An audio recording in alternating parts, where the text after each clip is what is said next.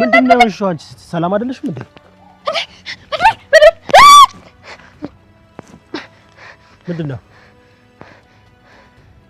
ምንድነው እየተፈጠረ ያለው ዞር በልኝ ተረጋጋ ወንድሜ ይኸውልህ አንተ ሰው ዞር በልኝ አልኩህ እኮ ረጋ በል አልኩህ እኮ ምንድነው የሆንከው ለምን ሆንከውን በስራቱ አትነግረኝ ዞር በልኝ ተረጋጋ አልኩህ ምንድነው ችግር ይኸውልህ ተረጋጋ ምንድነው የተፈጠረው ደቤ የማለት ቀርጥ ነው የማለት ቀርጥ ነው ማለት መድብል የሚባል ሰውዬ እየፈለገች ነበር እና አንተ እኮ በደስልኝ ዛሬ ነፍሴና ስጋ የተለያዩ ነበር ደቤ ቶሎ አቀነባብሮና ቶሎ እንሂድ ኧረ ተይው ምን ይሄ የተመታል ነው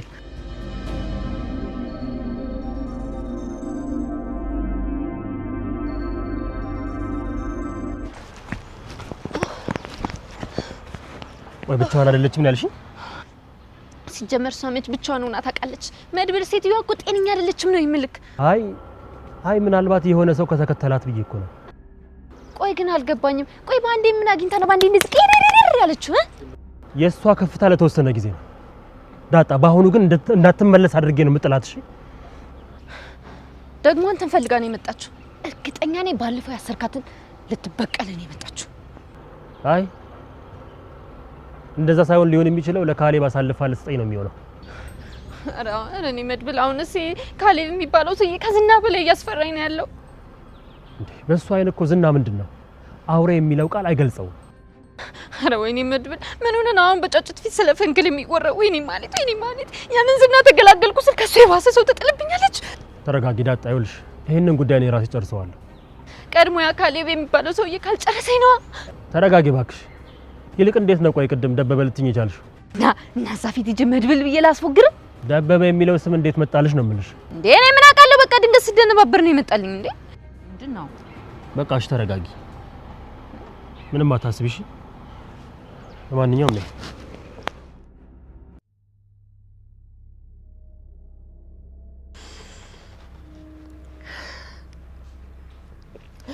እና ያቺ ማለት ምሳሌን አሳልፋ ልሰጥብን ነው አሁንስ ብሩክ በእውነት ነው ምን ለዚህ ሴትዮ የሚሆን ቃላት ነው ያጣሁት እንዴ ቅድስት ምን ሆነሻል እንዴት ነው ነይ ምሳሌን አሳልፊ መስጠት ይኸውልሽ ባሁኑ ወይ የማለት ወይ የኔ ህይወት ያልፋል እንጂ አይኔ ያየ የአይኔን ብሌን አውጥቼ ማለት ሰጣት እቺ ሴትዮ በህይወት እያለች የኛ ቤተሰብ መቼም ሰላም አያገኝም ደህና ሰላም አገኘን ስል ሰርጋችን ሊደገስ ነው ስል ብሩክ ይኸውልሽ እኔ ፍቅር ሰርጋችን ይደገሳል እሺ እኔ ደግሞ ልጅ መጠበቅ አቅተኝ እመኝ እሺ ሰርጋችን ይደገሳል ብሩክ በቃ ምሳሌ አንተ እንዳልከው ትምህርት ቤትም ሆነ ከዚህ ቤት መውጣት የለባትም እንዴ ቅድስት ምን እያልሽ ነው ቅድስት ለዛሽ ለማትረባ ሴት ብለን ነው ልጃችን አፍንን ቤት እናስቀምጣት ነው እንዴት እንደዛ ይሆናል የማትረባ ሴት አሁን እኮ የገጠመችው ያ ካሌብ ከሚባለው ሰውዬ ጋር እኮ ነው ይሄ ማለት ብዙ ሰው በዙሪያው ሊኖር ይችላሉ አይናው ይኸውልሽ ስሚ ባሁኑ ግን መድብል ሳይሆን እኔ ነኝ ለማለት ተገቢውን ቅጣት የእጇን መሰጣት እሺ መቼም ማለቃት ባይኔ ነው የመጣችው እሺ ብሩክ እባክህ አንተ ራስህን እየጠበቅ በእውነት እኔ አሁን ሳቀቀኑ ራሱ ሊገለኝ ነው ችግር የለም ቆንጆ እኔ ራሴን እጠብቃለሁ እሺ እስቲ አሁን ግቢና እስኪያት ምን እየሰራች እንደሆነ አይዞሽ እሺ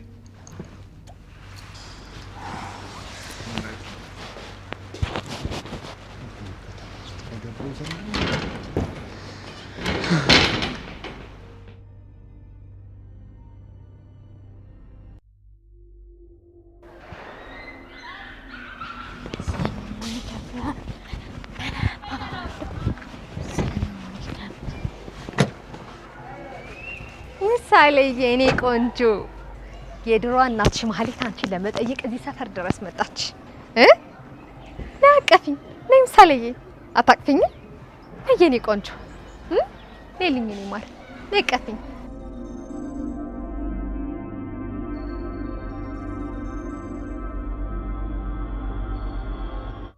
ቅሌታም ሽማግሌ ነው ያልሆነለትን ነገር አልሆነልኝም አይልም ደላላው ያቶ ከበደን ጩኸት አዳምጦ ከወጣ በኋላ እሱም በተራው ሊጮህ ሽማግሌውን አቶ በዛብህን ፍለጋ ሄደ ፍርድ ቤት አካባቢ ስለማይጠፉ አገኛቸው።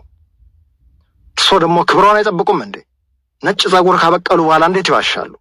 ያልሆነልዎትን ነገር አልሆነልኝም ማለት ምን ኖራለሁ እንዴ? ምንድነው እሱ? ምን ሆነሃል? አቶ ዘካርያስ ገንዘቡን አልቀበልም አለና ሳይሳካልዎት እንደተሳካ አድርገው ለምን ይነግሩኛል? ጭራሽ አልቀበልም አለ። አልቀበልም ብሎ ሰጪውን ሰድቦ ነው ያባረረው። ምናልባት አሳንሳችሁት ይሆናል።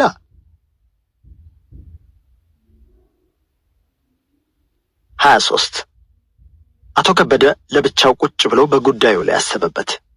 ዘካርያስ የተሰጠውን ገንዘብ አልቀበልም ብሏል። አንሶት ይሆናል የሚለው ጨዋታ ከግምት ውጪ ነው። ድሮም እንዳይሆን ተሞከረ እንጂ የዘካርያስን ግትር እምነት አቶ ከበደ ስለሚያውቅ ይህንኑ አፍራሽ መልስ ልቡ ጠርጥሮ ነበር። ለማንኛውም አሁን ዘካርያስን የመግባቢያ ዘዴዎች ሁሉ አልቀዋል እና ምን መደረግ አለበት? ነገሩን አደባብሶ በዝምታ ካለፈው 400,000 ብር ከእጁ ሊያመልጥ ነው። 400,000 ብር! ይህ ሊሆን አይገባም። ከዚህም በላይ አቶ ከበደ ጡረታ እስኪወጣ ድረስ በመስሪያ ቤቱ መጠቀም የሚፈልገውን ያህል ሳይጠቀም ሊቆይ ነው። ባዶ እጁን ጡረታ የመውጣቱን ነገርም ልቡ አይቀበለውም። በሶስተኛ ደረጃ ደግሞ ከዘካርያስ ጋር በደንብ ስለተዋወቁና የማይጣጣም ስብዕና ስላላቸው አብረው መስራት እንደማይችሉ፣ አብረው መቆየት እንደማይችሉ አሰበበት።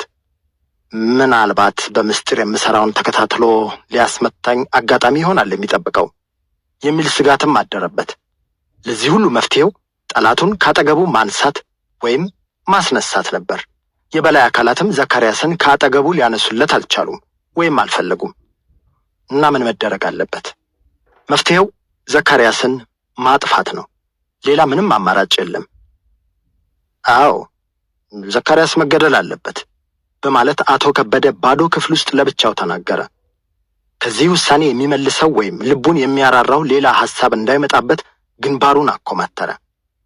በመግደል ሐሳብ ከጸና በኋላ እንዴት ይገደል የሚለውን ሐሳብ ሲያወጣና ሲያወርድ ብዙ ቆየ። ገንዘብ የሚከፈለው ገዳይ መቅጠር ፈለገ።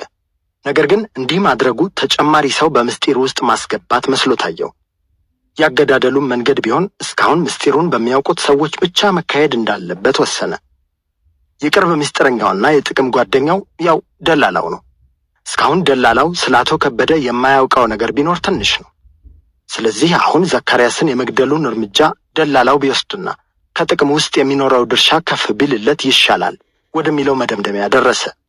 ጉዳዩ ተሳክቶ ሐጂ ከሪም ዕቃዎቹን ማውጣት ቢችሉ ኖሮ የድለላውንና የምስጢር ጠባቂነቱን ከሁለቱም ወገኖች በድምሩ 20,000 ብር ያህል ሊያገኝ ውስጥ ለውስጥ ተስማምቶ ነበር። አሁን ደግሞ በነፍስ ማጥፋቱ ሥራ የሚሳተፍ ከሆነ 30,000 ብር ያህል ጨምሮ ክፍያውን ወደ 50 ማድረስ ነው። በዚህ ጉዳይ ላይ ከደላላው ጋር ለመመካከር ማታ ወይዘሮ ሸዋዬ ቤት ተቃጠሩ። ወይዘሮ ሸዋዬ እንደ ወትሮዋ አብራቸው ልትጫወት መኝታ ክፍሏ ውስጥ አስገብታቸው ስትቀመጥ አቶ ከበደ ፊት ነሳት። ሲገባ ጀምሮ ግንባሩ እንደተቋጠረ ነበር። እሷ የቀየሰችው ዘዴ ያለ መስራቱን ነግሯት ስለነበር ቅሬታ የተመሰረተው በዚያ ላይ ይሆናል የሚል ግምት ወሰደች። ሸዋዬ፣ እኛ የምንነጋገረው ምስጢር ስላለ አንቺ ወደ ሳሎን ውጭልን፣ ውስኪው ከነጠርሙሱ እዚሁ ይቀመጥ፣ እኛ እየቀዳን እንጠጣለን አላት በሚያግባባ ድምፅ። አቶ ከበደ ጥብቅ ጉዳይ ካልያዘ እንዲህ ለማለት እንደማይደፍራት ስለምታውቅ ክፍሉን ለቃላቸው ወጣች። ሁለቱ ከውስጥ በኩል በሩን ቆልፈው ውስኪያቸውን ቀድተው መወያየት ጀመሩ። የዚህ ሰውዬ ነገር ምን ይሻላል ትላለህ? አለ አቶ ከበደ ግንባሩን እንደቋጠረ። ምን እንደሚሻል እንጃ፣ በጣም ኃይለኛ ሰው ሆነብን አለ ደላላውም በተስፋ መቁረጥ ስሜት ራሱን እየነቀነቀ። እኔን እኮ በጣም ያሳሰበኝ ዛሬ የጀመርነው ጉዳይ መሰናከሉ ሳይሆን ለወደፊትም ይህ ሰው አጠገባችን እስካለ ድረስ ምንም መስራት ያለመቻላችን ነው። ጊዜ ጠብቆ እኛንም ለማጋለጥ ወደ ኋላ አይልም። አንተም ከኔ ጋር ያለህን ቅርበት የደረሰበት ይመስለኛል። ትልቁ ስጋቴ ይሄ ነው። አጠገባችን ተቀምጦ በአንገታችን ልክ ሸምቀቆ ሲያበጅልን ዝም ብለን የምንመለከትበት ምክንያት አይኖርም። አንድ መፍትሄ መፈለግ አለብን። ምን መፍትሄ አለው? መፍትሄው ሳይቀድመን መቅደም ነው። አንተም መጠቀም የምትችለው እኔ እስካለው ድረስ ነው። እኔ ደግሞ ለጡረታ የቀረኝ 3 ዓመት ብቻ ነው። ይገባሃል? አዎ ገባኝ። ስለዚህ እርምጃውን በአስቸኳይ መውሰድ አለብን። ዘካርያስ በአስቸኳይ መገደል አለበት። ይሄ በእኔና አንተ መሃል የሚቀር ምስጢር ሆኖ ይቆያል። ድፍረት ለተሞላበት ንግግሩ ማወራረጃ እንዲሆነው ብርጭቆውን አንስቶ በአንድ ምት ከጨለጠ በኋላ የደላላውን ገጽ ማጥናት ጀመረ። ደላላው ትንሽ ተደናግጧል። ድፍረት እንዲሰጠው አለቃውን ተከትሎ እሱም መለኪያውን አነሳና ጨለጠ። አቶ ከበደ ፋታ አልሰጠውም። ምን ይመስልሃል? እንግዲህ እንዳሉት ይሆና ሌላ አማራጭ እስከሌለ ድረስ። ታዲያ አንተ እርምጃውን መውሰድ ትችላለህ? እንዴት? ፊቱ ከቀደሙ ይበልጥ በድንጋጤ ቀላ። ማለቴ ሌላ ሰው ምስጢሩን እንዳያውቅ በእኛው ቢያልቅ ይሻላል ብዬ ነው። በኋላም ድርሻ ላይ ጥቅሙን ከፍ እናደርገዋለን። ይህ እንኳን አጠያያቂ አይደለም። በነገሩ ከተስማማ አሁን በዋጋ መከራከርም አያስፈልገውም። ምስጢሩ ተጠብቆ እንዲቆይ ሲባል የሚጠይቀውን ገንዘብ ሁሉ እንደሚያገኝ ደላላው ያውቃል። እጆች በደም ከተነከሩ በኋላ አደባባይ እንዳይወጡ መከባበርና መረዳዳት ይኖራል። እርምጃው ተወስዶ ጉዳዩ ከተሳካ የሚያገኘውን ጥቅም ሲያሰላስል ደላላው ድንጋጤና ፍርሃቱ እየቀነሰለት ሄደ። የበለጠ ለመደፋፈር ደግሞ ከውስኪው ከልበስ አደረገ። አዝማሚያው የመስማማት መሆኑን ሲመለከት አቶ ከበደም ይበልጥ ይገፋፋው ጀመር። እርምጃው ፈጽሞ እኛን የማያስጠረጥርና ጥንቃቄ የተሞላበት እንዲሆን ዘዴውን አብረን እንቀይሳለን። ድምፅ ባለው መሳሪያ መጠቀም ካስፈለገ የኔን የወገብ ሽጉጥ እንጠቀምበታለን። ካለበለዚያም ድምፅ በሌለው መሳሪያ። ደላላው የአቶ ከበደን ንግግር የሚያዳምጠው በግማሽ ጆሮው ነበር። ብልጣብልጥ አእምሮ ጥቅሙን ከጉዳቱ በማመዛዘን ተወጥሯል። ከፍተኛ ጥቅም እስካገኘ ድረስ የሰው ሕይወት ለማጥፋት ወደ ኋላ የሚል ሰው አይደለም። መፈክሩ ከሁሉም በላይ ገንዘብ ነው። ነገር ግን በአሁኑ ጉዳይ ላይ ሲያስብበት ምናልባት ሊያስከትል የሚችለው አደጋና የጥቅሙ ደረጃ ሊመጣጠንለት አልቻለም። በዚህ ጉዳይ አንደኛ ተጠቃሚው ሐጂ ከሪም ናቸው። ሁለተኛ ደረጃ ተጠቃሚው አቶ ከበደ ነው። እሱ ሶስተኛ ደረጃ ተጠቃሚነት ላይ ሆኖ ሕይወት የማጥፋቱን ወንጀል መፈጸም እንደማይኖርበት በሐሳቡ ደመደመ። ይህንኑ ዘዴውን አቶ ከበደ በማይነቃበት መንገድ ለማቅረብ ሞከረ። እኔ እንኳ የእርሶን የወገብ ሽጉጥ የመጠቀሙን ነገር አልደግፈውም አለው በመቆርቆር አይነት። እንዴት? ምናልባት እርምጃው ቢከሽፍ ወይም ያልታሰበ አደጋ ቢያስከትልና ሽጉጡ በፖሊስ እጅ ቢገባ ቁጥሩ እስከተመዘገበ ድረስ በወንጀሉ ውስጥ እርሶም እንዳሉበት የሚያሳይ ማስረጃ ይሆናል። እሱስ ልክ ነህ። ስለዚህ ሌላ ነገር ወይም ድምፅ የሌለው መሳሪያ መጠቀሙ ይሻላል። ሽጉጥም ካስፈለገ የሐጂ ከሪምን የራሳቸውን እንጠቀም ለማለት ፈልጌ ነው። እሱም ሌላ አማራጭ ነው። ይህን ያልኩበት ምክንያት አለኝ። በዚህ ጉዳይ ላይ ዋናው ተጠቃሚ ሐጂ ከሪም ናቸው። ጥቅሙ ቢቀር ከኛ ይልቅ በጣም የሚጎዳው እሳቸውን ነው እና እርምጃውን በራሳቸው መሳሪያ እሳቸው ቢወስዱት የተሻለ ይሆናል። ምን ማለትህ ነው? እንዴት ይሆናል? እሳቸው ስል ያው ተወካያቸውን ቃሲምን ጨምሬ መናገሬ ነው። በሐጂ ከሪም ቦታ ሆኖ ማንኛውንም እርምጃ መውሰድ ይችላል። እሱ ይህን ለማድረግ ፈቃደኛ ካልሆነስ? ፈቃደኛ እንዲሆን የሚያስገድደው ምክንያት አለ። ለዘካርያስ ጉቦ ለመስጠት ሞክሮ እምቢ ብሎታል። ስለዚህ ዘካርያስ ሊያሳስረው ወይም ሊያስገድለው እያሴረበት እንደሆነ አድርገን ብንነግረው ቃሲም እርምጃውን ቀድሞ ለመውሰድ ይገፋፋል። አቶ ከበደ በደላላው ፈጣን የጥፋት ፈጠራ እየተደነቀ ራሱን ነቀነቀ። ሆኖም አንድ ፍርሃት ስሜቱን ወደ ኋላ ጎተተው። የኔ እኮ ጭንቀት ብዙ ሰዎች በወንጀሉ ምስጢር ውስጥ እንዳይገቡ ነው። ሐጂ ከሪምና ቃሲም በግድያ ወንጀል ውስጥ ባይገቡም ዘካርያስ በምን ምክንያት እንደተገደለና ማን እንደገደለው ወይም እንዳስገደለው ማወቃቸው ወይም መጠርጠራቸው አይቀርም። ምክንያቱም የሚፈልጉትን ዕቃዎች የሚያገኙት ከሱ ሞት በኋላ ነው። ስለዚህ ምስጢር የመጠበቁን ክብደት ከኛው እኩል የሚያደርጉት እነሱ በግድያ ወንጀል ውስጥ ሲሳተፉ ነው። ከዚያም በላይ ዋናዎቹ ተጠቃሚዎች እነሱ መሆናቸውን መዘንጋት የለብንም። እሱስ ልክ ነህ። እንዲያው ሽማግሌውን እዚህ ውስጥ ማስገባቱ ምንም አይጠቅምም። ጉዳዩን ለቃሲም ብቻ እንንገረው። ይህም ጥሩ አማራጭ ነው። ውስኪያቸውን እየተጎነጩ የወንጀሉን ሴራ በሚነጋገሩበት ጊዜ ሁለቱም በተቻለ መጠን ራሳቸውን ለመጠበቅ እንደሚጥሩ እርስ በርስ ተዋውቀዋል። ዋናው ነገር ምስጢሩን መጠበቅ ነው። ይህን ለማድረግ ደግሞ በእርግጥም የምስጢሩ ምስጢርነት ከተወሰነ ሰው ማለፍ የለበትም። ማታ ከወይዘሮ ሸዋዬ ቤት ወጥተው ሁለቱም በየቤታቸው ከገቡ በኋላም በጉዳዩ ላይ በማሰብ እንቅልፍ አጥተው ነበር ያደሩት። ደላላው በዚህ አጋጣሚ የሚያገኘውን ጥቅም ከፍ የሚያደርግበትን መንገድ ለብቻው አሰላሰለ። ጥቅሙን ሲያሰላ የሰው ነፍስ የትንኝ ያህል እንኳን ሊከብደው አልቻለም። አቶ ከበደ ራሱን ለማዳን ሲል እሱ የሚቀይስለትን መንገድ እየተከተለ መሆኑንም ተማምኖበታል። ጠዋት ቃሲምን አግኝተው ከማነጋገራቸው በፊት ደላላው አዲስ ዘዴ ፈጥሮ ቀረበ። ዘዴው በሻይ ክበባቸው ውስጥ የምትሰራውን አያልነሽ የተባለችውን የወይዘሮ ሸዋዬ ዘመድ ይጨምራል።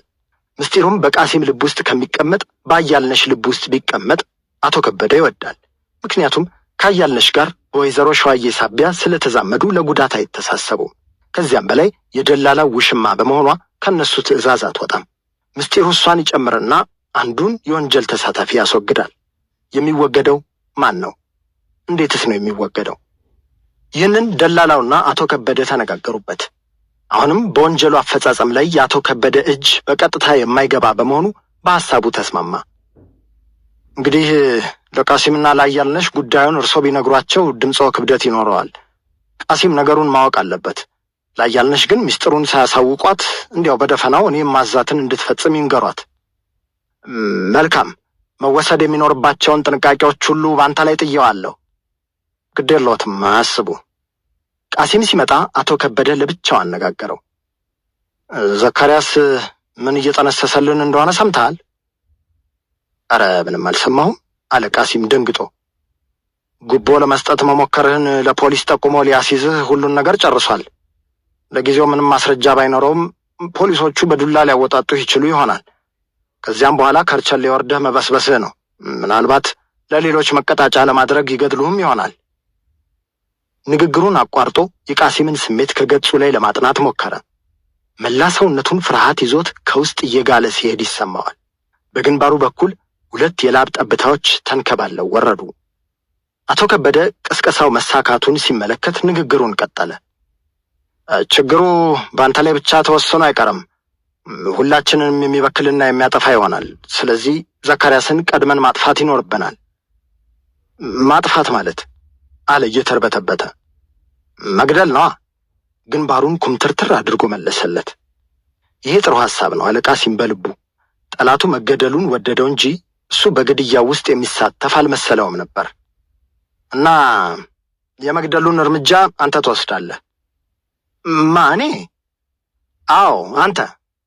ከዚያ በኋላ ነገሩን በምስጢር ይዘን አንተም በሰላም ትኖራለህ። ስራችንንም ያለ ችግር መስራት እንችላለን። ሌላ ድንጋጤ። ቃሲም እዚያው ራሱን ይዞ መጮህ ነበር የቀረው። ጠላቱ ቢሞትለት ደስ ይለዋል። ነገር ግን በራሱ እጅ ሰው ገድሎ አያውቅም። ስሜቱ ከወዲሁ መርበትበት ጀመረ። ምናልባት ቢነቃብንስ? ከመጀመሪያውኑ ወንጀሉ እንዳይነቃ አድርገን መፈጸም ነው እንጂ። በዚህ ላይ ደላላውም ስለሚተባበር ምንም ችግር አይኖረውም። እሱ ቅስቀሳውን ጨርሶ ወደ ደላላው ላከው። ደላላው ተቀብሎ ከአጥር ውጪ ሻይ ጋብዞ በምላጭ ምላሱ አደነዘዘው። ጉዳዩን ጋሽ ከበደ የነገሩ ይመስለኛል። አዎ ነግረውኛል፣ ግን የሚያስፈራ ነገር ነው። እኔ ካሁን በፊት እንዲህ አይነት ነገር ሞክሬ ስለማላውቅ አእምሮዬን አስጨነቀኝ። ታዲያ ከርቸሌ ውስጥ በስብሰህ መሞት ይሻላል። ሁላችንም ብንሆን ሰውየውን ማጥፋት አልፈለግንም ነበር። ችግሩን ያስገደደን ሳይቀድመን መቅደም አለብን። እሱማ ልክ ነው። አይዞህ፣ የመግደሉን እርምጃ ለአንተ ብቻ አንተውም። እስከ መጨረሻው ደቂቃ ድረስ አብሬህ ይሆናለሁ። ለመሆኑ እንዴት ነው የምንገለው? እሱን አሁን አልነግርህም። ድርጊቱን የምንፈጽምበት ደቂቃ ሲደርስ የሚወሰን ነገር ነው። ለማንኛውም አንተ የወገብ ሽጉጥህን ይዘህ ትመጣለህ። መቼም ድርጅታችሁን የምትጠብቅበት መሳሪያ አታጣም። ኧረ ከአንድም 2 አለን። አንዱን አባባ ናቸው የሚይዙት። ግድ የለም፣ ያንተ ብቻ ይበቃል። እንግዲህ ይህን የምናደርገው መቼ መሆኑ ነው? ቀኑ አልተወሰነም። ከነገ ጀምሮ ከ10 ሰዓት በኋላ በሚኖሩት ጊዜያቶች ከቤት አትውጣ። ሁኔታውን ካመቻቸው በኋላ እደውልልሃለሁ። ነገ ከነገ ወዲያ ወይም ከዚያ ወዲያ ከ10 ሰዓት በኋላ። ደላላው ቃሲምን አግባብቶ ከሸኘው በኋላ ወደ አቶ ከበደ ቢሮ ተመለሰ። እንዴት ነው አለው በጉጉት። በቃ ተስማምቷል። እኔም ከዚህ በደንብ ቀስቅሼ ነው የላኩት። ሆኖም ልጁን ሳየው ለእንዲህ አይነቱ ጉዳይ ትንሽ ፈሪና አርበትበት መሰለኝ። አጠገቤ ተቀምጦ ያልበው ነበር እኮ። ፈርቶ የት ይደርሳል? ሳይወድ በግድ ይደፍራል። እሱን ለእኔ ይተዉት። ይልቅ አሁን በተነጋገርነው መሰረት ለአያልነሽ ድፍን የሆነ ትዕዛዝ ይስጦልኝ። እሺ፣ አሁኑኑ ፈልጋትና ወደ ቢሮ የላክልኝ። ካስፈለገም አንተው ይዘሃትና። ሻይ ክበብ ውስጥ ሄዶ እሱ ራሱ ይዟት መጣ። ደህና አድረሻል አያልነሽ አላት አቶ ከበደ ግንባሩን እያኮማተረ። ደህና እግዚአብሔር ይመስገን። አያልነሽም አንገቷን እንዳቀረቀረች መለሰች። እሱ የሚያዝሽን ነገሮች ሁሉ ትፈጽሚያለሽ አላት ወደ ደላላው እያመላከተ። የሚያዝሽን በመታዘዝ ትተባበሪዋለሽ። ይህን ኃላፊነት ላንቺ የሰጠንሽ የቅርባችን በመሆንሽ ነው። ነገሩ ሚስጥር ስለሆነ ካንቺ ሌላ ማንም ሰው ማወቅ አይኖርበትም። ለትልቅ የሥራ ቦታ በልቤ ስላጨሁሽ ፈተናሽ የሆነው ገብቶሻል? አዎ ገባኝ። ከደላላው ጋር ተያይዘው ሲወጡ በቅሬታ አነጋገር የምትፈልገውን ነገር ለምን እኔን በቀጥታ አትጠይቀኝም? ለምን እሳቸው ጋር ታቀርበኛለህ? አለችው። ነገሩ ባለቃ ትዕዛዝ ተሰጥቶት መሰራት ያለበት ጉዳይ ስለሆነ ነው። ከዚያም በላይ ደግሞ ሚስጥር ነው። ምንድን ነው ሚስጥሩ? በግቢው ውስጥ አንዳንድ ሰራተኞች ቢሮአቸው ውስጥ ሻይ ቡና በማንቃረር ብቻ ስራ ፈትተው የሚውሉ አሉ። በዚህ ምክንያት የድርጅቱ ስራ እየተበደለ ነው። ጋሽ ከበደ ይህን ጉዳይ ተቆጣጥሬ ሪፖርት እንዳደርግላቸው ይፈልጋሉ። የሥራ ጊዜ ከሚያቃጥሉት ሰዎች አንዱ አቶ ዘካርያስ ነው የሚል ሐሜት ስላለ ይህንን እንዳረጋግጥላቸው አዘውኛል። አይ አቶ ዘካርያስ እንኳ በቀን 2 ጊዜ ብቻ ነው የሚጠጡት። እኔ ራሴ ስለምወስድላቸው መመስከር እችላለሁ። በምን ሰዓት ነው የሚጠጣው? አንዱን ጠዋት ወደ 4 ሰዓት አካባቢ፣ አንዱን ደግሞ ከቀትር በኋላ ወደ 9 ሰዓት አካባቢ ነው። ለማንኛውም ከነገ ጀምሮ እሱ ሻይ ወይም ቡና ሲያዝሽ መጀመሪያ ለእኔ ሪፖርት ታደርጊያለሽ። ታዲያ ይህን የምትሰሪው በምስጢር እንደሆነ ጋሽ ከበደ ነግረውሻል። ይህን የምትሰራው በመዝገብ ቤት ስራ ላይ ደርበህ ነው ወይስ ወደ ቁጥጥር ክፍል ልትዘዋወር ነው? የላ በስራዬ ላይ ደርቤ ነው። 24 ቃሲም የግድያ እርምጃው ተካፋይ ለመሆን ተስማምቶ ከመጣ ጀምሮ ሰውነቱ በጭንቀት ተወጣጥሯል። አእምሮው ሰላም አጥቷል። ልቡ በየደቂቃው ከበሮውን ይደልቃል። አይኖቹ ባዶ ነገር ላይ ፍዝዝ ብለው ይመለከታሉ። አእምሮው አንዳንዴ የተስማማበትን ነገር እንዲሽር ይገፋፋዋል። ሆኖም አቶ ከበደና ደላላው የፈጠሩበት ስጋት እያሸነፈ የግድ የዘካርያስን መጥፋት ይመኛል። ምነው ዛሬስ ሙሉ ቀን ፍዝዝ ብለህ ነው ያልከው? ሐሳብ ገብቶሃል መሰለኝ አሉት ሐጂ ከሪም ወደ ማታ አካባቢ ለብቻቸው እንደተቀመጡ። ቃሲም ችግሩን ሊነግራቸው ፈለገ። ይህን ያሰበበት ምክንያት አለው። የዘካርያስ መወገድ ከፍተኛውን ጥቅም የሚያስገኘው ለሳቸው ነው። ቃሲም አብሮ ከመስራቱና አንድ ቀን በስሜ ሱቅ ይከፍቱልኛል ወይም የጭነት መኪና ይገዙልኛል ከሚለው ተስፋ ሌላ ምንም የሚያገኘው ነገር የለም። አሁን በዘካርያስ ግድያ ውስጥ እስከተሳተፈ ድረስ ተስፋውን እውን ለማድረግ ሐጂ ከሪምን ቃል ማስገባት ፈለገ። በእርግጥ ዘካርያስን የሚገለው ራሱኑ ከስጋት ለማዳን ነው እንጂ ለሐጂ ከሪም ብሎ አይደለም። ሆኖም ግድያው በተዘዋዋሪ ሐጂ ከሪምን መጥቀሙ ስለማይቀር አብሮ መጠቀሚያው ሰዓት አሁን ነው የሚል እምነት አደረበት። ከአደጋው ጀርባ ከባርነት የሚያወጣ ጥቅም ታየው። አባባ ጉዳዩን አልደብቆትም። በእርግጥ ዛሬ ሙሉ ቀን ሐሳብ ገብቶኝ ነው ያልኩት። አቶ ከበደና ደላላው ጠርተውኝ አቶ ዘካርያስ እኔን በጉቦ መስጠት ሙከራ ሊያስይዘኝ እንደሚያስብ ነገሩኝ። እሱ ካልተወገደ በቀር ዕቃዎቹን አውጥተን ከእነሱ ጋር መጠቃቀም እንደማንችል አስረዱኝ። በመጨረሻም አቶ ዘካርያስን ከመግደል ሌላ ምንም አማራጭ እንደሌለ አሳመኑኝ። ታዲያ መግደሉ አያስከስስም እንዴ? በድብቅ ለመግደል ነው ያሰብነው። ምስጢራዊ በሆነና በማያስነቃ መንገድ እናደርገዋለን ብለውኛል። አንተም አብረህ ልትገድል ነው እንዴ? አዎ፣ ጥቅሙ ቢቀር በጣም የሚጎዳው እኛን ስለሆነና የሰውየውም በሕይወት መቆየት የሚያሰጋው እኔን ስለሆነ በግድያው ውስጥ የግድ እንድሳተፍ አድርገውኛል። አላህ አይቆጣም ብለህ ነው? ድምጻቸው ተጽዕኖ እንዳይኖረው አድርገው በመጠነኛ ማመንታት የተናገሩት ጥያቄያዊ አረፍተ ነገር ነበር። ሙሉ በሙሉ የአላህን ቁጣ ፈርተው እንዳይተዉት ዘካርያስ በሕይወት እስካለ ድረስ የሚፈልጉት ጥቅም ላይ ይገኝ ነው። ቃሲም በልቡ አላህ ትርፍን በተመለከተ አይቆጣም እያለ እየቀለደ ነበር። ነገሩን ሲያስበው ደግሞ ቀልድም ላይሆን ይችላል ወደሚለው መደምደሚያ ደረሰ። ሐጂ ከሪም እንዴት አድርገው ይህን ያህል ንብረት እንዳፈሩ ያውቃል። ከልጅነቱ ጀምሮ እሳቸው ጋር ስላደገ የንግድ ምስጢራቸውን በሙሉ ያውቃል። ምናልባት ትክክለኛ ንግድ አካሄደው መጠነኛ ትርፍ ያገኙ ነበር የሚባልበት ጊዜ ቢኖር ድሮ በትንሿ ሱቅ ውስጥ ዕጣን በሚዛን በሚቸረችሩበት ጊዜ ነበር። ያኔም ቢሆን ወላሂ አያዋጣኝም እያሉ ሚዛን ሲሰልቡ ቃሲም ያስታውሳል። ከችርቻሮ ወጥተው ወደ ጅምላ ንግድ ከተሸጋገሩበት ጊዜ ጀምሮ ግን ትርፉ በማንኪያ ሳይሆን በአካፋ እየተዛቀ እንዲገባ አድርገዋል። መጋዘናቸው ሞልቶ እስኪፈስ ሊያጭቁበት ችለዋል። ቸርቻሪዎች ሐጂ ከሪም ሱቅ በር ላይ ተኮልኩለው ደጅ እስኪጠኑ ድረስ የገበያ ዕቃዎችን በቁጥጥራቸው ስር ውለዋል። ታዲያ ይህ ሁሉ በሕጋዊ ንግድና በንጹሕ ትርፍ የተገኘ ነውን? አይደለም። የእሳቸው የንግድ ግንኙነትና እንቅስቃሴ አንዳንድ ባለጌዎች በብልግናቸው እንዲቀጥሉ፣ ብዙ ጨዋዎች ደግሞ ብልግና እንዲጀምሩ አድርጓል። ነባር ሌቦችን አጠናክሯል። አዳዲስ ሌቦችን ፈጥሯል። አንዳንድ ንጹሐንን አሳስቷል። አንዳንዶቹን አሳስቶ አስቀጥቷል። ከሥራ አባሯል፣ አሳብዷል። የሐጂ ከሪም ሕገወጥ የንግድ እንቅስቃሴ ይህን ሁሉ ሲያደርግ እስካሁን አላህ አልተቆጣቸውም።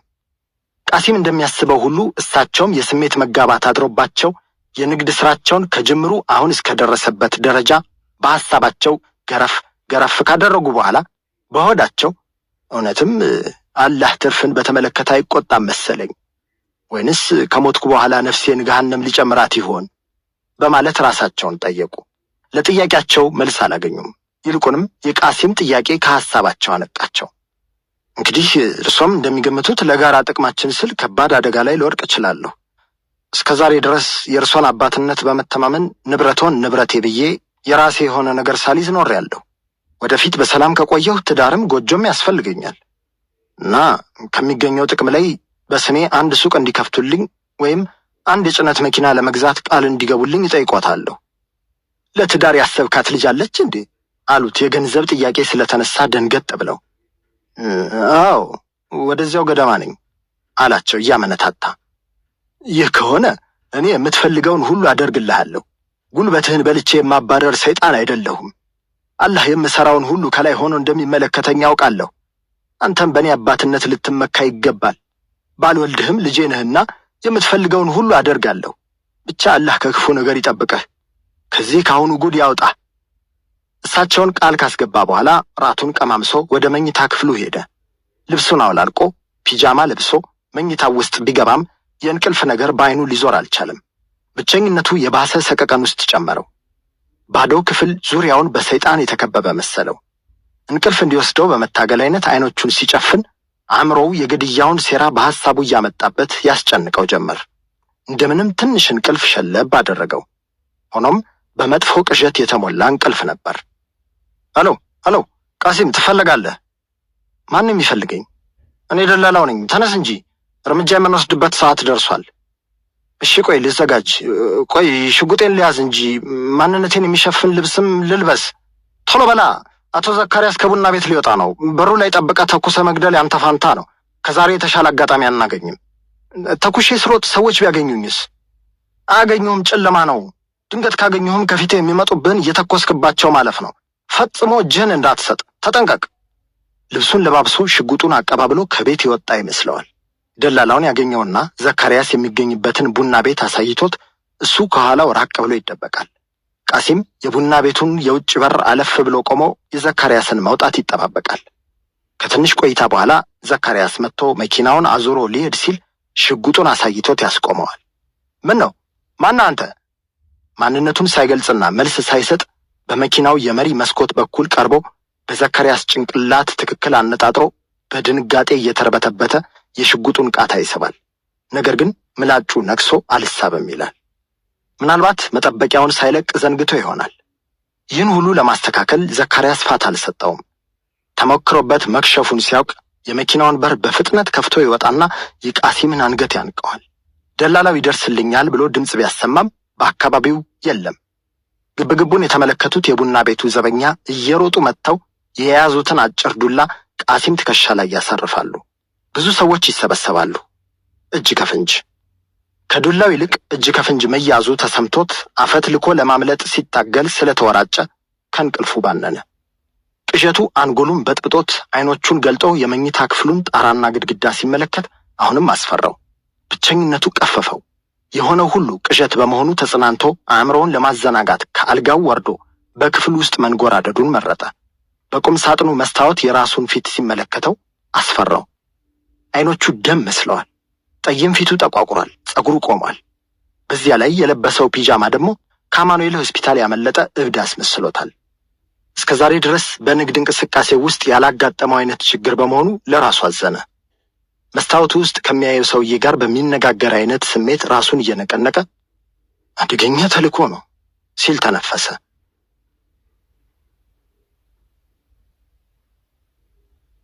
25 ከጠዋቱ 4 ሰዓት አካባቢ አያልነሽ ወደ ደላላው ቢሮ ሄዳ ምስጢራዊ ሪፖርቷን አቀረበች።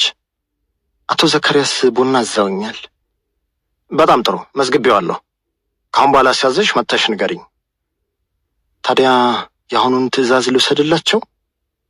አዎ ውሰጅለት እንጂ በቀን ምን ያህል እንደሚጠጣ ቁጥሩን ለማወቅ እንጂ ለመከልከል አይደለም እኮ።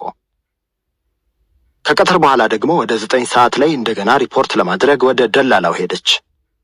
አሁንም አቶ ዘካሪያስ ቡና አዘውኛል። ይሄ ደላላው የሚጠብቀው ጥሩ ሰዓት ነው። ከአንድ ሰዓት ቆይታ በኋላ ሰራተኞቹ በሙሉ ግቢውን ለቀው ስለሚወጡ ጭር ይልለታል። የጭንቀቱ ጊዜ ብዙ አይሆንበትም። ስለዚህ በልቡ ያሰበውን አሁን መጀመር ይችላል። ቢሮ ውስጥ እንግዶች አሉ ወይስ ብቻውን ነው ሲል ጠየቃት። ያለ ወትሮ ኮስታራ መሆኑ አያልነሽን ሳያስደንቃት አልቀረም። ብዙውን ጊዜ እሷን ሲያያት ወይም ሲያገኛት እጆቿን ጠምዝዞ ማስጮህ፣ ዳሌዋን ማሻሸትና መቀለድ ይወድ ነበር። እንዲያውም እሷ በመኩራትና ፊት በመንሳት ታስታግሰዋለች እንጂ እጆቿ አያርፉም። ዛሬ ግን ልዩ ሰው ሆኖ ቁም ነገር ማውራቱ አስገርሟታል። አቶ ዘካሪያስ ብቻቸውን ናቸው አለችው። ቡናውን የምትወስጅለት በማቅረቢያ ጀበና ነው ወይስ በስኒ? አይ ያው እንደ በፊቱ ለክብራቸው ስል በማቅረቢያ ጀበናው ወስድላቸውና አጠገባቸው ቀደዋለሁ። ቡናውን ወደ ሌላ ቢሮ ለሌሎች ሰዎችም ተወስጃለሽ ወይስ ለሱ ብቻ ነው? ለሌሎች ሰዎች በወስድም በብርጭቆ ወይም በስኒ ነው እንጂ ማቅረቢያዋን አልጠቀምም። ማቅረቢያ ጀበናዋ ራሷ ለአንድ ስኒ ቡና ተመጠና የተሰራች ናት። የማቀርብባትም ለሳቸው ወይም ለጋሽ ከበደ ብቻ ነው። የውጭ እንግዶች ሲመጡባቸው የማቀርብበት ሌላ ከፍ ያለ ማንቆርቆሪያ አለ። ጥሩ እንግዲያው ለአቶ ዘካሪያስ የምትወስጂውን ቡና ይዘሽ በእኔ በኩል እለፊ። ለምን ደግሞ የፈላ ቡና በሊትር መቆጣጠር ሊጀምሩ ነው እንዴ? ብላ በሆዷ ተናደደች። ሆኖም የተጠየቀችውን እንድትፈጽም በአቶ ከበደ የታዘዘችውን በማስታወስ ፈቃደኝነቷን ገለጸች። እሷ ከወጣች በኋላ ደላላው በነገሩ ላይ አሰበበት። ካሁን በኋላ የሚወስደውን እርምጃ ስትመለከት ጉዳዩን መጠርጠሯና መስጋቷ አይቀርም። ስለዚህ የጥርጣሬዋንና የስጋቷን አቅጣጫ ማስቀየር ያስፈልጋል። ዛሬ ሌላ ነገር ይነግራታል። ነገ እውነቱን ብትደርስበትም እጇን እስካገባችበት ድረስ ስለምትፈራ ምስጢሩን አታባክንም። ቡናውን አሰርታ ይዛ ስትመጣ ቢሮውን ከውስጥ ቆልፎ አጠገቡ አስቀመጣት። ቢሮው ከመዝገብ ቤቱ ጋር የተያያዘች ሆና ጠባብ ናት። አያልነሽ። አቤት። ዛሬ አንድ ከባድ ስራ እንሰራለን። ምን? ብዙ ጥቅም የሚያስገኝ አንድ ስራ አለ። ጥቅሙ ለኔም ለጋሽ ከበደም ነው። ሆኖም አቶ ዘካሪያስ በዚህ ጥቅም በሚያስገኝልን ነገር ላይ አልፈረምም ብሎ ስላስቸገረን አንድ ዘዴ አግኝተናል። ዘዴው አቶ ዘካሪያስን ለተወሰኑ ደቂቃዎች በመድኃኒት አደንዝዞ ፊርማውን ማስፈረም ነው። መድኃኒቱን እዚህ ቡና ውስጥ ጨምረን ለመስጠት ወስነናል። ይህን ምስጢር አንቺ ጠብቀሽ ከኖርሽ ጋሽ ከበደ ከፍተኛ የሥራ ቦታ እንደሚፈልጉልሽ ነግረውኛል። በልባቸው ያሰቡልሽ ሌላም ብዙ ነገር አለ። በአንድ በኩል ሌሎችን ከመጥቀም ይልቅ አንቺን መጥቀም ፈልገው ሲሆን፣ በሌላ በኩል ደግሞ የቅርባችን ስለሆንሽ ምስጢር በመጠበቅ ችሎታሽ ተማምነውብሽ ነው። አቶ ዘካሪያስ በመድኃኒቱ ደንዝዞ ከፈረመ በኋላ ብዙ ቆይቶ ቢነቃም ምን እንደሰራ ማስታወስ አይችልም። አያልነሽ ፊት ላይ ድንጋጤ አነበበ። ሆኖም እያለሳለሰ ከማግባባት ወደ ኋላ አላለም። በሚደነዝዝበት ሰዓት አንቺ ቶሎ ገብተሽ ስኒሽን ስለምትወስጂ ምንም ስጋት አይኖርብሽም። በአካባቢው ሰው እንዳይኖር እኔ እጠብቅልሻለሁ። የከፋ ነገር ቢመጣ እንኳ ጋሽ ከበደ ከኋላችን መኖራቸውን ማወቅ አለብሽ። ንግግሩን ከጨረሰ በኋላ ኮቱ ኪስ ውስጥ እጁን ሰዶ የተጠቀለለች ትንሽ ወረቀት በዝግታ አወጣ። መድኃኒቱ ይሄ ነው። ቶሎ የመሟሟት ባህሪ አለው። ወረቀቱን ፈቶ ጥቁሩን የዱቄት መርዝ ቡና ውስጥ ጨመረው። እንዲዋሃድለትም የማቅረቢያ ጀበናውን አፍ ዘግቶ ነቀነቀው። አያልነሽ የሚያደርገውን ሁሉ ፍዝዝ ድንግዝ ብላ ከመመልከት ሌላ ምንም አይነት እንቅስቃሴ አላሳየችም። አእምሯ በፍርሃት ቢዋዥቅም የደላላው ፈጣን ንግግርና ድርጊት ለማመንታት ፋታ አልሰጣትም። በቃ ይህን ወስደሽ ስጪው። ጀበናዋ ውስጥ ትንሽ ቢተርፍ እንኳ ሌላ ሰው እንዳይጠቀምበት ደፍተሽ ጠቢው። እኔ መከተልሻለሁ። ቡናውን ይዛለት ወደ ቢሮው ስትገባ በመዘግየቷ ምክንያት ዘካሪያስ መቆጣት ፈልጎ ነበር። ሆኖም የአንገቷን ማቀርቀርና የፊቷን በፍርሃት መዋጥ ሲመለከት ጥፋቷ ተሰምቷት ነው ብሎ በዝምታ አለፋት። እሷም ቁጣውን የፈራች በማስመሰል ቡናውን ቀድታለት በፍጥነት ወጥታ ሄደች። ከዚያች ደቂቃ ጀምሮ ደላላው ዘካሪያስ ቢሮ አካባቢ ተገኝቶ መንቆራጠጡን ተያያዘው። ዘካሪያስን የሚፈልግ እንግዳ ቢመጣ የለም ወይም ከሰው ጋር ነው በማለት ለመመለስ ዝግጁ ነበር። ደግነቱ የሥራ ሰዓቱም ወደ ማለቂያው እየተቃረበ ስለነበር ማንም አልመጣም። ዘካሪያስ ቡናውን ሲቀምሰው ቀዝቅዞበታል። የባሰውን እንዳይቀዘቅዝበት በማሰብ ስኳር ጨምሮ ማማሰሉን ትቶ እንዲሁ መራራውን ጠጣው። የመርዙ ምሬት ምላሱና ጉሮሮው ላይ እየታወቀው ደሙ ውስጥ ገብቶ ስራውን ሰራ። አያልነሽ ከጥቂት ደቂቃዎች በኋላ ስኒዋን ለመውሰድ በሩን በዝግታ ከፍታ ገባች። ዘካሪያስ አይኖቹን እንዳፈጠጠ የተኛ ስዕል መስሏል። ያለምንም እንቅስቃሴ ወንበሩ ላይ እንደተቀመጠ ቀርቷል። አያልነሽ ወደሱ ማየቱ አስፈርቷት ፊቷን አዙራ ስኒዋን ካነሳች በኋላ ከሩጫ ባላነሰ ፍጥነት ከቢሮው ወጣች። ከድንጋጤዋ ብዛት በሩን ክፍት ጥላው ልትበር ነበር። ደላላው ከርቀት በጣቱ አሳይቷት ወደ ኋላዋ መለስ ብላ ነው የዘጋችው። ስኒዋን ካወጣች በኋላ ከደሙ ንጹህ ነኝ በሚል አይነት ትንሽ ተረጋጋች። እንዴት ነው አላት ደላላው እዚያው አካባቢ እያንዣበበ። ደንዝዘዋል መሰለኝ፣ ምንም አይንቀሳቀሱም፣ ልክ አይኑን ገልጦ የተኛ ሰው ይመስላሉ አለችው ልቧ ሽቅብ እየዘለለባት። ጥሩ ነው፣ አሁን ከተኛስ ከዘላለሙ አይነቃ አለ ደላላው በልቡ። ከዚያ የሚቀጥለው ደረጃ ሰራተኞቹ ወጥተው እስኪሄዱ ድረስ የዘካሪያስን ቢሮ መቆጣጠር ነበር። ግራ ቀኙን ተመልክቶ በቅርቡ ሰው ያለመኖሩን ካረጋገጠ በኋላ የቢሮውን በር ከፍቶ ገባ። አይኖቹን ገልጦ እንደተቀመጠ ከቀረው የዘካሪያስ ሬሳ ጋር ፊት ለፊት ሲፋጠጥ እሱም መደናገጡ አልቀረም። እግሮቹም እጆቹም ሲንቀጠቀጡ ተሰማው። የበሩ ቁልፍ እላዩ ላይ ስለነበር ከውስጥ ቆልፎት የዘካሪያስን ሬሳ ቀረበው። ሞቱን ለማረጋገጥ ትከሻውን ይዞ ነቀነቀው። ደርቆ የቀረ ሰውነት በድኑ ተነቃነቀ። ትንፋሽ የለም፣ እንቅስቃሴ የለም። አይኖቹን የማፍጠጡ ነገር ግን አሁንም ያስፈራል። አይኖቹን ጨፍኖ ቢሞት እስቲ ምን ነበረበት? እያዩ መሞት ሌላውን ያስፈራል አለ ደላላው በልቡ። ቢሮውን ከውስጥ ቆልፎ በቁጥጥር ስር ከዋለ በኋላ ፍርሃቱ እየጠፋ መሄድ ጀምሯል። ምናልባት እንኳን ሬሳው ተነስቶ ግብግብ ሊገጥመው ቢሞክር አንገቱን መልሶ አንቆ ሲጥ ለማድረግ ተዘጋጅቷል። ከፍርሃቱ ተረጋግቶ ትንፋሹ ከተመለሰለት በኋላ እዚያው ቢሮ ሆኖ በስልክ ለአቶ ከበደ የምስራቹን መንገር ፈለገ።